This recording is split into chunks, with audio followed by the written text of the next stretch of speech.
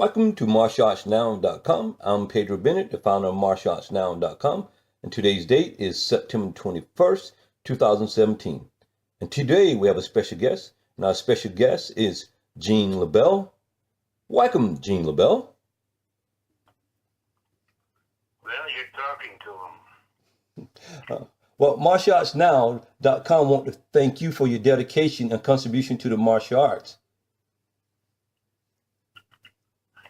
Nobody's ever done that and thanked me. They don't even thank me when I loan them money. All right. Too bad they don't. They should. As I'm sure our audience would like to hear what you have to say. So let's get started. Go for it. All right. Excellent. Who are you in the martial arts? Who am I in the martial arts? Well, I'll tell you one thing, Mr. Pedro Bennett. If you didn't know who I was, you wouldn't have me on your great program. And I tell you what, if they want to know more about me, get my book, The Godfather of Grappling. It's a life story. I've done all the martial arts, and I've done so many things. And I don't like the idea of being braggadocious, Pedro. I prefer people talk about me. And I always talk about you, Mr. Bennett, but behind your back. Okay. So we'll get into that. Keep on going, champ. Sure. I'm going to ask, how long have you been in training in the martial arts? How long have I been training in the law? About 3 feet 7 inches. How long I've been training in the martial arts? Okay, what martial arts? What? There's 104 different martial arts, and a lot more than that, actually. And I've trained in boxing, wrestling, Kempo, Shotokan, Taekwondo, Greco-Roman, freestyle wrestling, Savat, different forms of karate, MMA, which is mixed martial arts, fighting in the cage.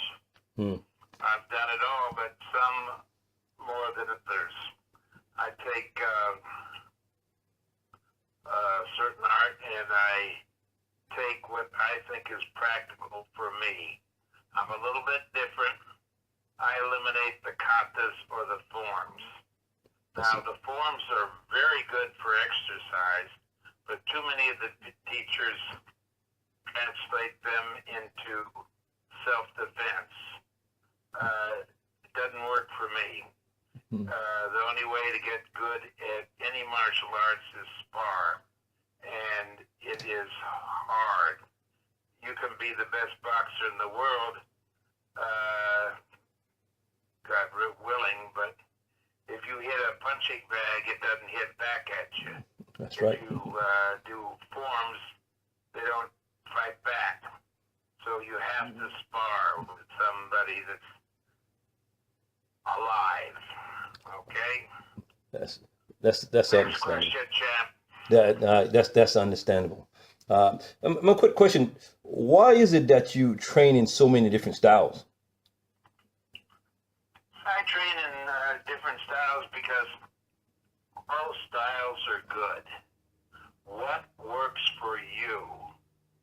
I like judo, I like wrestling, I like boxing, I like different forms of Shotokan, Taekwondo. See, when you talk about Shotokan and Taekwondo, you're talking about standing arts. Well, that's good. That's like boxing. But what happens if somebody, high school wrestler, tackles you, then it's the best grappler, And if you're a wrestler and somebody hits you, then you're in trouble. What I am trying to say, so these people will understand, a boxer doesn't wrestle a wrestler, wrestler doesn't box a boxer. In other words, you've got to learn the best of all arts. You're not going to be an expert on everything, but you should be darn good and don't have a closed mind. If somebody has something to offer, learn it, and if it doesn't work for you, put it on the back burner and go out and have a good steak. No, amen on that. Amen on that. You know, people have sought you out about movies, etc. What are some of the movies you've been involved in? Oh my God. Raging Bull was one of the movies I was involved with. I was a ring announcer, and then I was also a stuntman the next day throwing chairs at myself. A guy named De Niro got an Academy Award for Raging Bull. They didn't even think about me. Wow. I didn't like that. Then I did, like I say, over 1,000 shows, fooling around. I did Goldie and the Boxer with O.J. Simpson. O.J. was a great man, very modest, very humble, and a wonderful person. Also, it wasn't on film. I went with a guy named Bob Hope, and the older guys can know who he is. Yes. I went on a USO tour with him. And in Burbank, they named an airport after Bob Hope Airport. They didn't name any airport after me. I'm very hurt, you know. Well, of course, Pedro Bennett, they didn't name any airports after you either. No. You're no better than I am. I understand. I understand. In addition to some of the movies you've been engaged in, which is like hundreds, could you tell us about some of the publication books? Because I noticed that there's a ton of books and, videos. Do you have any favorite books you publish? Well, my favorite book is, it's called The Encyclopedia of Finishing Holds. In other words, a few hundred ways to break the guy's neck, arm, shoulder, back, legs, ankles, heel hooks, all that stuff. And, they use a lot of that in the MMA fighting. And some they should learn because you beat a man with what he doesn't know. And it's a great book, but I've had bad luck in publishing books. They've done real well, and I've had publishing companies that go out of business with my books, and they went into bankruptcy, and they can sell my books, but I don't get any money. So I think it's a bad investment. And if you're going to teach somebody, put it on the internet instead of writing a book. But I've written a lot of books, and my club book, for example, how to use a club as an extension for your arm where you don't hit or strike a person. You humiliate the person instead of beating the hell out of him with a baseball bat. Yeah. But I get more comments on the Godfather Grappling, which is my life story, where it says that I refereed Muhammad Ali and a bunch of other stuff that people think I'm rich or something like that. You're rich if you have your health. Yes. And you're rich if you have a nice family. Thank you. Yes, I agree. Most definitely. Yeah. I think you're very rich in the fact that you have the exposure that you've had. There's tons of videos out there that shares your bio, but I think a lot of times people don't know who you are and the things that you've been engaged in. It's amazing. I just want to say that. But before I get off track, I want to ask you.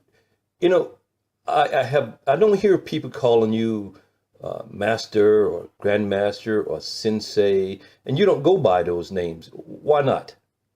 Well, it's simple. First of all, more than anything else, everybody should give respect to everybody else. That is my whole life.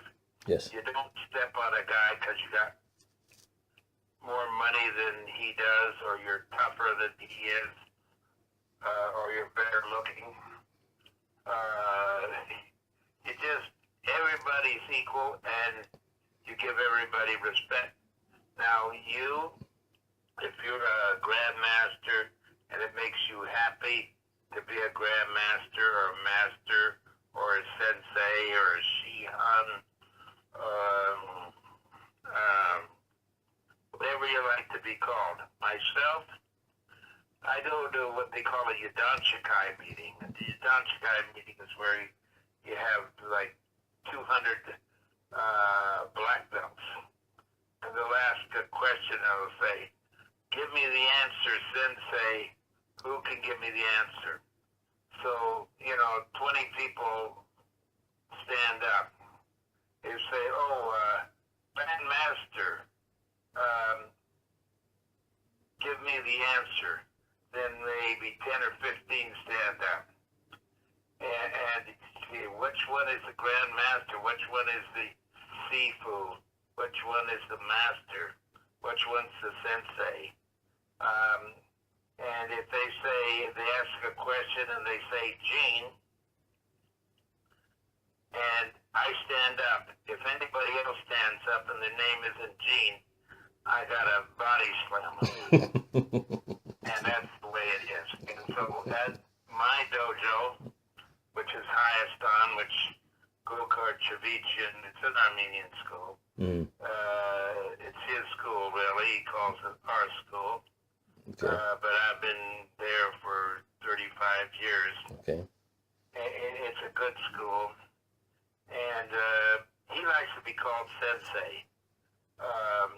I call him the Armenian assassin. Everybody demands respect, but I do it with levity. I let joke around, and if they don't like it, they can get a life. At your school or your private lessons, they call you master or grandmaster. They call me professor. Professor. Yes, sir. Okay, that's good. It sounds like you got $5 in each pocket. At least 2 cents. Well, there you go. And so I am an equal to people. Yes. But I might know a little bit more on a particular subject. So they call me Gene. Yes. And if they know anything more, hey, I'll learn it from them and then steal it and say I invented it. How do you like that? Sound like a plan. That's pretty much what I noticed a lot of people doing. In fact, I've noticed a lot of people, like Shion Roseberry said, people train with their grandmaster YouTube. So everyone's training from their grandmaster YouTube. Yeah. Yeah. You've been in martial arts for a substantial period of time. How has martial arts changed since you started training? Changed a lot. I changed. It depends what school you went to. I started training boxing at a LA based gym called Main Street Gym, where world champions trained. I trained at the Hollywood and LA Athletic Club, where wrestlers trained, where wrestlers trained. I went to the Japanese school, mostly the dojo for judo, and I liked judo, and I was the only or non-Japanese there. And so I had to learn a little bit of Japanese, which helped me quite a bit. And great people there. And I'm a big believer in I call it the same subject. A lot of people just go to one school. I go, or when I was training, I went to Chicago from LA to New York to Canada to Mexico to Japan. You train with the best of the best. In other words, you're training with, like yourself, a professor, and in his particular art. Then you want to be good in something else, you go to that school, and you'll find a lot in your path. You'll find a lot of what I call quacks. They're commercial. They can't tie their shoes, but they give a good sales pitch. So watch out for salesmen. Yes. Okay. Most definitely. Most definitely. I agree with that.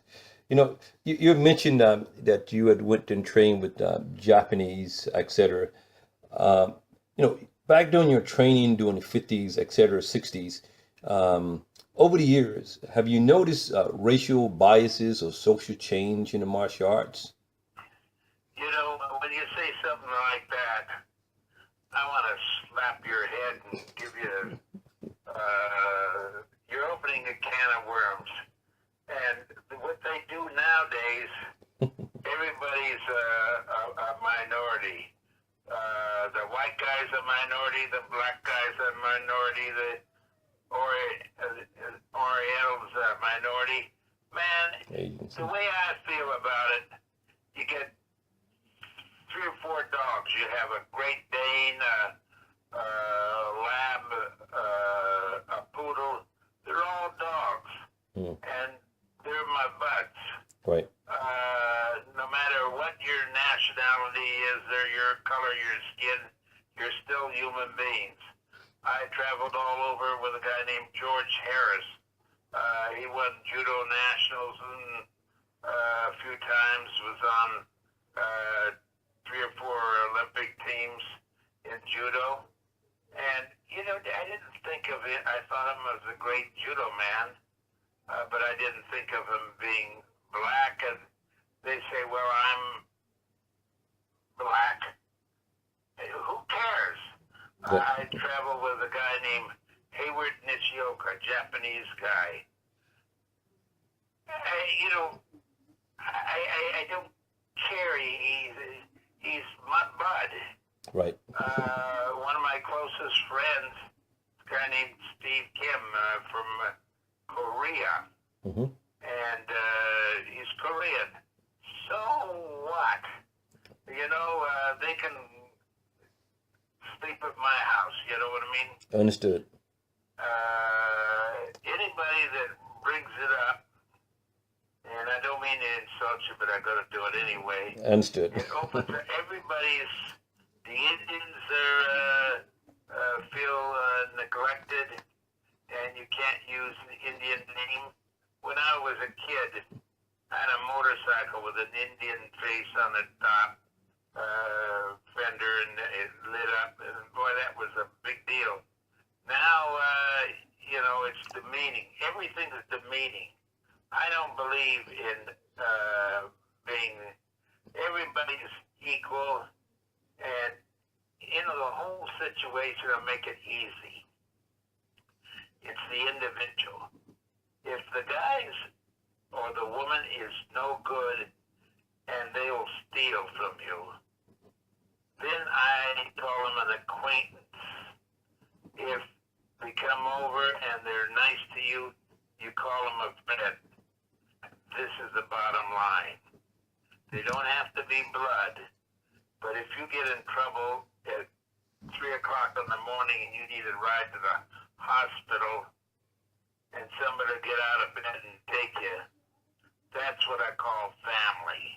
Understood. Family, friends, acquaintances. And the whole thing in life, Pedro, is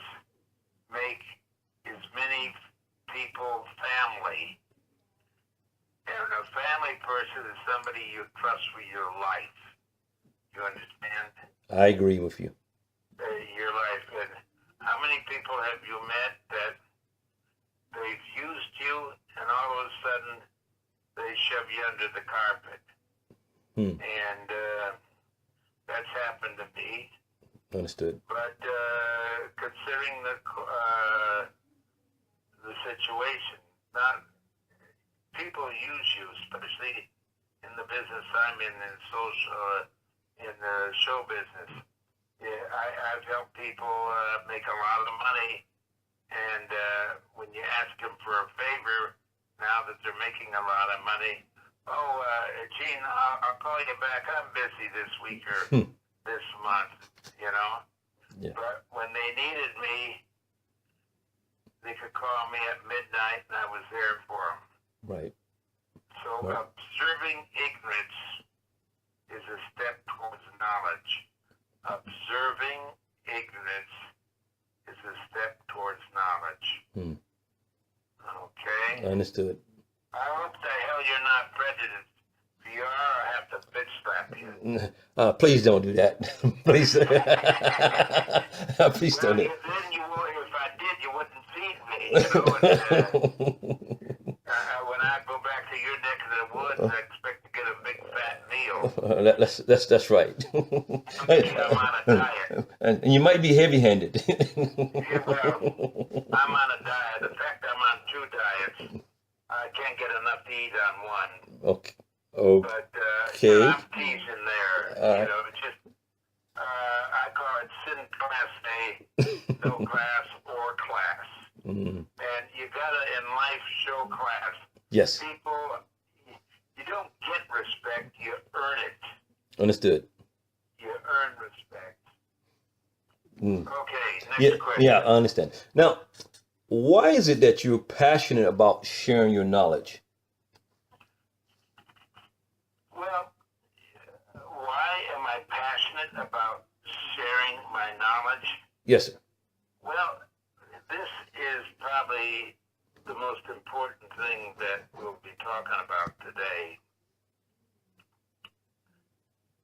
If you know something that somebody else knows and you die, a library burns. It will never be. And just to repeat that, when you die, a library burns. So at my age, I'm not going to live that much longer. My wife says I've been dead 3 years. You know, she's a Canadian. But again, can't be prejudiced. You know, my mother was a Canadian too, but I didn't like her because when I became 62, she cut my allowance off. Oh. But that's what Canadians do. But I'm still not prejudiced against Canadians. Anyway, remember that. If you got something that somebody else doesn't have, teach it, Mr. Bennett. And I know you do because you got one hell of a good reputation. Thank you very much, sir. Thank you very much, sir. You know, speaking of your reputation, I've spoken to many people. They say, like Shehan Roseberry, John Roseberry says, Gene LeBell is the real deal, no doubt about that. You have that reputation, so, and you have a very good reputation.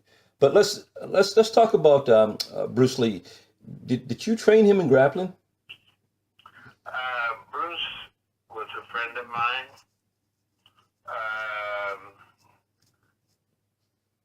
As good an athlete as I've ever seen. Very short. When I first met him, he didn't have much of a sense of humor because he was short. I said, "How long have you been a dwarf?" You know, and he'd get mad. "You must give me respect." You know, and I said, "Okay, I'll give you respect. What was your name again?" And nice guy, but very good at what he did. Yes.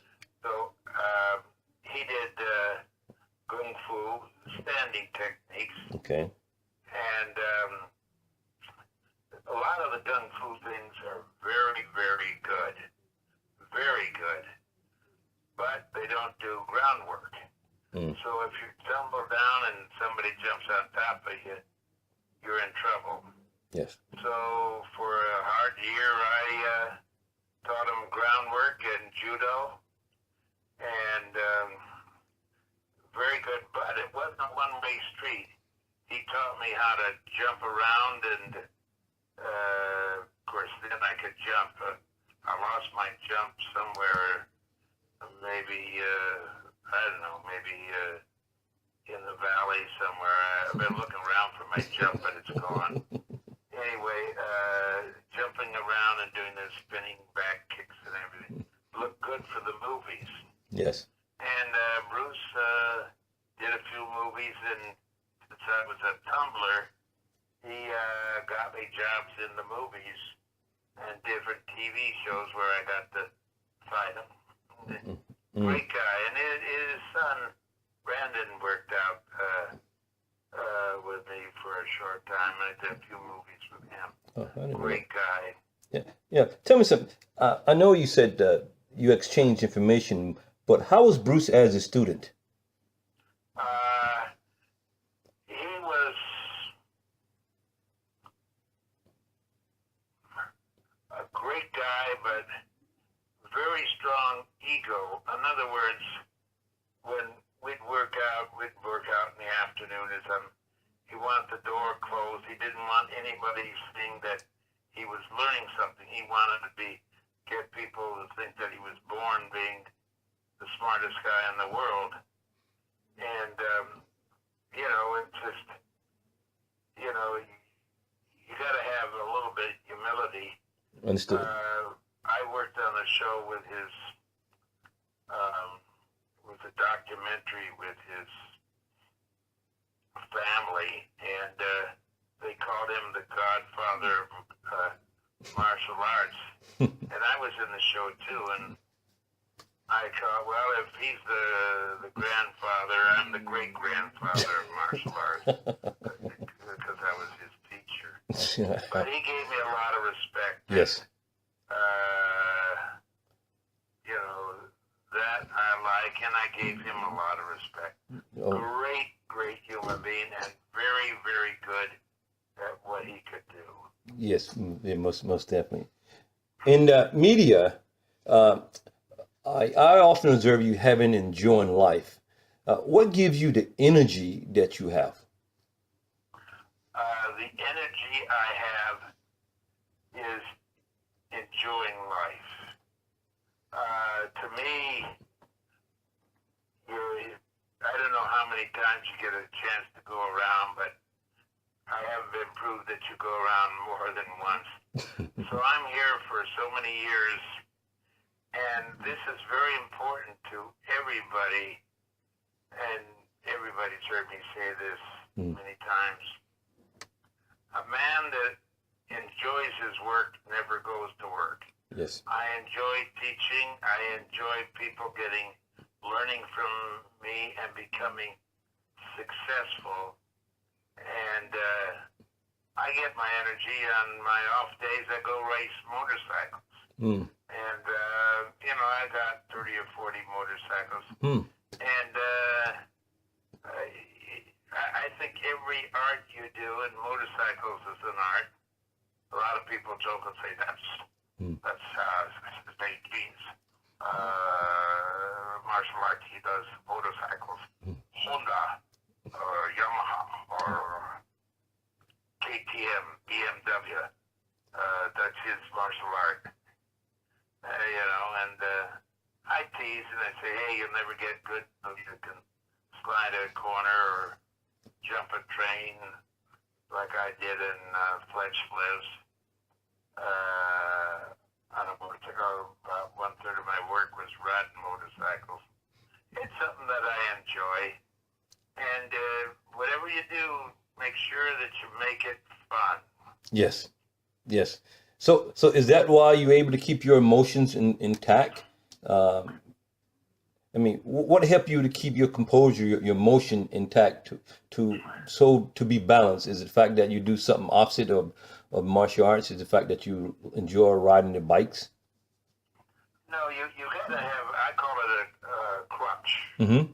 Like I Mm. Nor did Never I. had a cigarette. Yep. Never had a drink.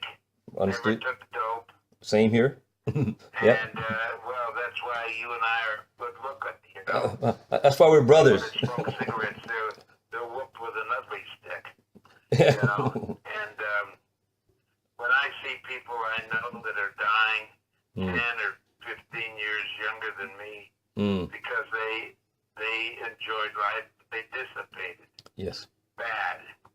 So now I've lived so long, I'm spending my kids' inheritance. Wow. You know, living to be in my 80s. Yes, sir. I've had a good life. I've been blessed, you know, and you make your own life. I have people call me all the time asking for money. And I said, didn't I tell you 20 years ago, you better start putting your money away for a rainy day? Yeah, but I'm broke now. And I said, well, pay the fiddler. You know, it gets to a time where you got to take care of yourself and your family. Yeah, I agree with that. I agree. Now, what makes a good instructor? What makes a good instructor? A good instructor, to me, is somebody that wants their student to be the best of the best. Yes. Now, to me, and this is important, a lot of people, they want to be on their cell phones or playing games, and they're maybe 80% of their potential. Put that cell phone in your ear or your back pocket, to be more polite. And when you get on the mat or in the ring or in the octagon, that is your life. Right. If you're sliding corners on a motorcycle or jumping, doing triples, that is your life. Forget about answering the phone or playing games. And then when the time comes, you can play with your cell phone. And to be a good teacher, a lot of times I'll see somebody and I'll show them a hold and I'll say, do it 200 times.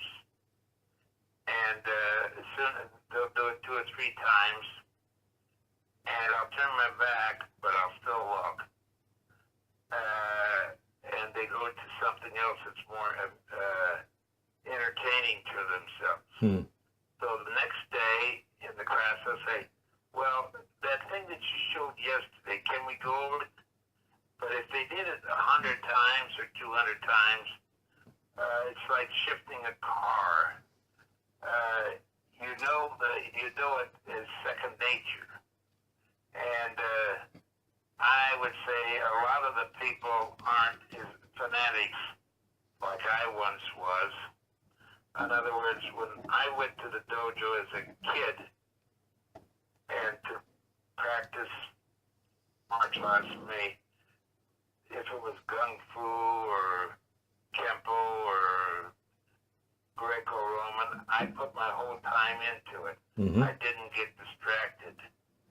And people are looking, well, it's time to go. I got to go eat, or I got to take my girlfriend or boyfriend out. Lack of concentration. It's discouraging. 1 out of 1,000 is really what I consider a good student, where they can become a champion. Called me a few years later. He says, do you remember me? I am a lawyer. I've got a company. I'm very successful. I got money in the bank, just like you say. And it's all because of you. Wow. And he said, and I said, why'd you call me? He said, I called you to say thank you. You changed my life. Wow. And for the young people, it's very important. You're young for a few years. You're young for a few years, and you're old for many. Yes. So I have people that are in their 40s 40s and 50s and 60s. They had so much fun going out and partying, going to parties and getting inebriated. If they had enough money to pay their rent that month, that's okay.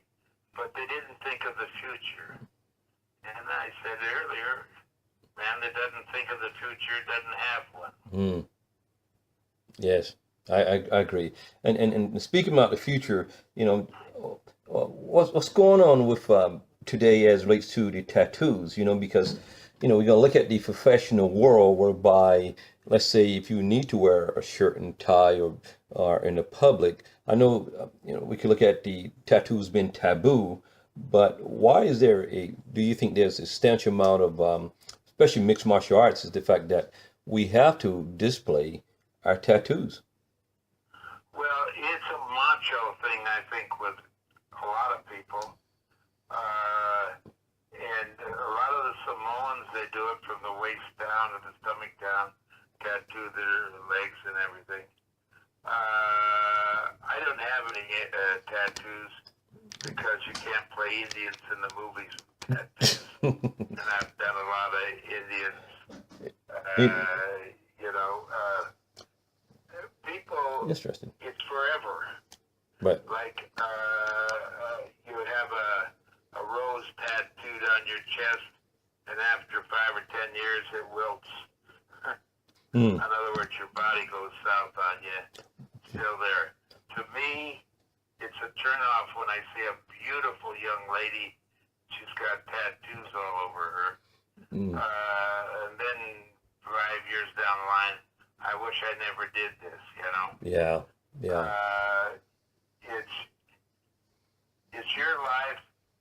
You live it. Criticism be damned. Yes. But whatever you do in life, what are you going to feel about it in 5 or 10 years? Right. You like the tattoos? Fine.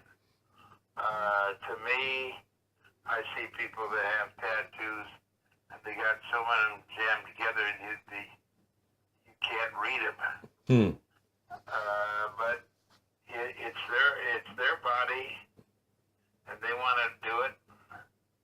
I wouldn't do it myself. It's just the way I feel. The good Lord gave us a good body, and you do with it what you want to do with it because it's your body, but you want to look the best. I agree. I think we're brothers in many ways. Like you said, I never. Probably, hermanos, very good. Yes, most definitely. You know, you had a lot of success in various fields, maybe in the movies, in the martial arts, etc.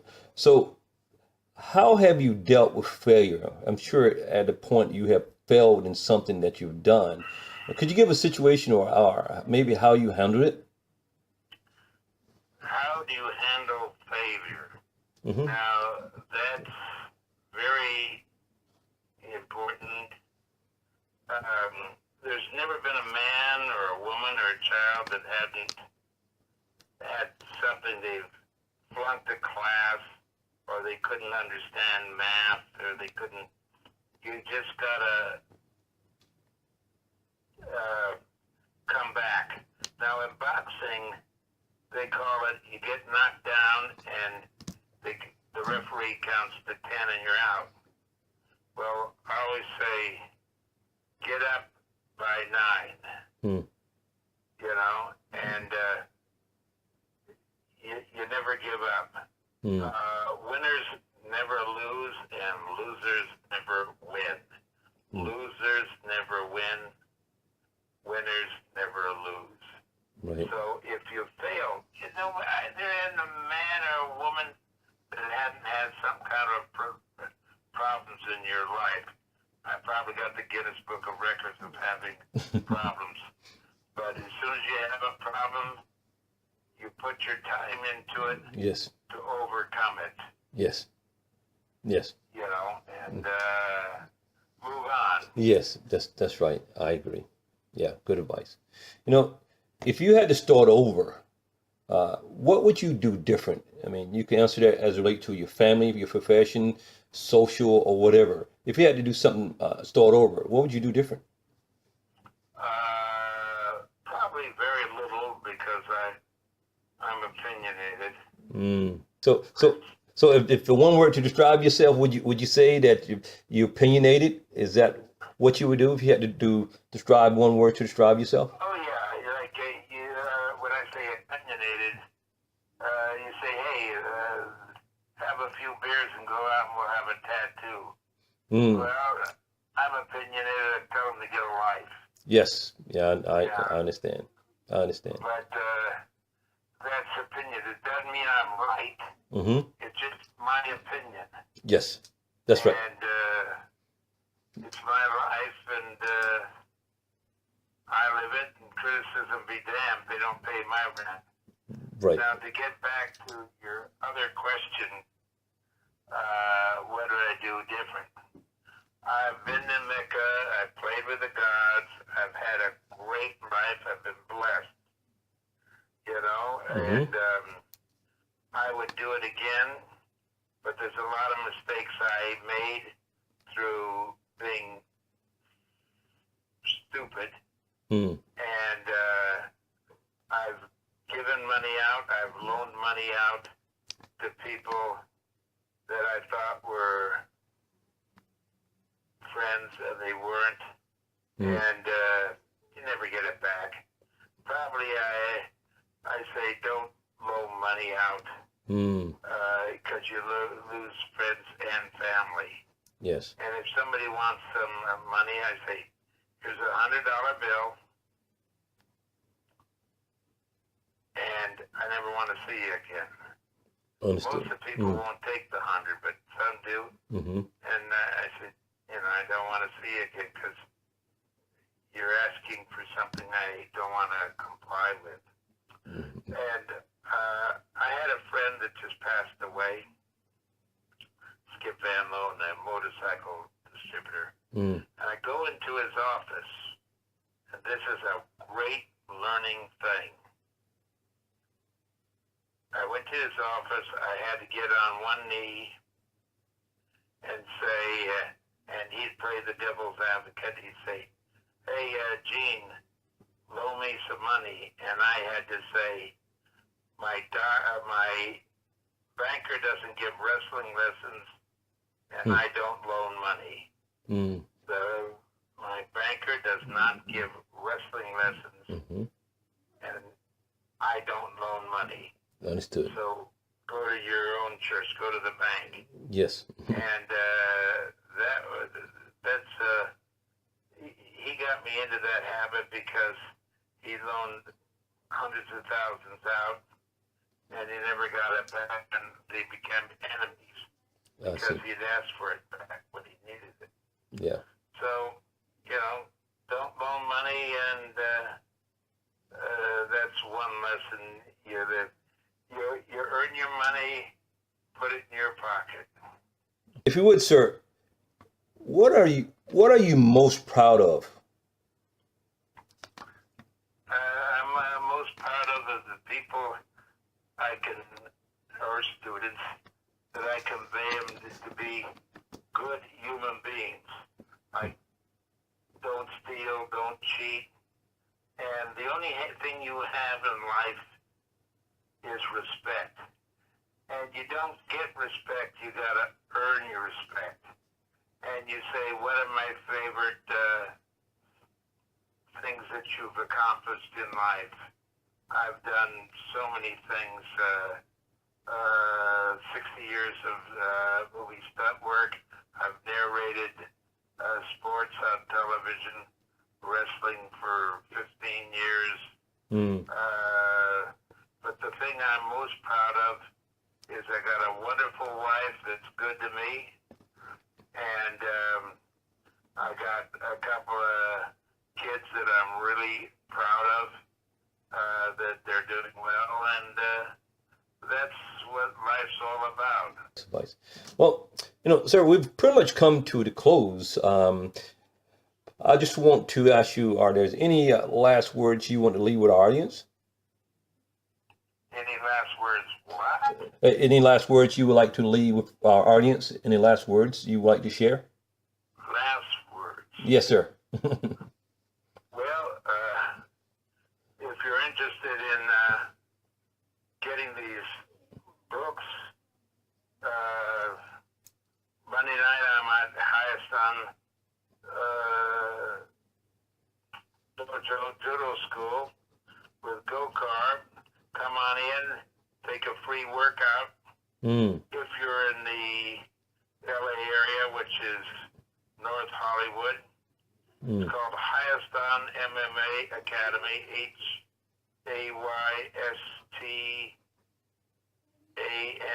MMA Academy. That's mixed martial arts with MMA Academy. And if you want more information, you could call GoCar.com. That's www.gokar.com. Not that you're going to, I'm not trying to sell books. I understand. But I want everybody to have the knowledge of martial arts. And we do like 4 or 5 different martial arts there. Popular. MMA also. And I'm not giving him a pitch because I don't get paid there. I just come there and shake hands and kiss babies and show people how to hurt their opponents. Plus, you're a wonderful man. That's also too. Yeah. And in closing, not that you want to close, but the harder you work, the luckier you get. The harder you work, the luckier you get. Or it makes it easier. If you work hard, climbing the ladder is easier.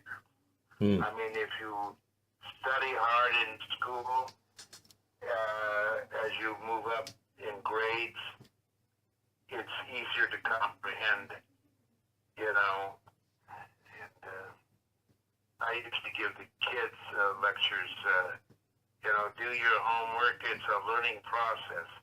Also, I say for the kids, and I don't know who listens to you, kids or men, but I always say, if you go to school and you get an F, which is failing, you're going to be on the streets or on a street corner with a sign, oh, I need money, you know. That's what happens when you didn't get an F, or you might be in jail, who knows. If you get a D, you're going to be sweeping the streets. You'll sweep the streets if you're lucky, and you'll be picking up garbage if you get a D. C, and you're going to be working for somebody and getting a fairly good wage, which is very important. If you get a B in your class, you're going to be a manager. You're going to be a manager, you're going to have security for your family. And if you get an A in your class, you're going to own the business. So the secret is to get A's in all your classes, and you'll own the business and you'll own the world. I agree. I'm a supporter of deep learner, being a deep learner to learn as much as you can about a particular topic. I think that's very, very good advice. The whole thing is, you got to think of tomorrow. Remember that. If you never see the back of your neck again, a man that doesn't think of it tomorrow doesn't have a tomorrow. Yes, I agree. Yes. MartialArts.com would like to thank you, Gene LeBell, for agreeing to be interviewed. And again, we would like to thank you for your dedication and contribution to the martial arts world. Mr. Bennett, I like the name. Yes. Pedro Bennett. Thank you, sir. When Sensei or Sifu or whatever. You're all of them put together. Thank you, sir. Okay? Thank you, sir. I appreciate it. All right. I appreciate it. Keep smiling, champ. Yes. I am Pedro Bennett, the founder of martialartsnow.com, and I would like to thank you for listening. Stay tuned, and I'll be back.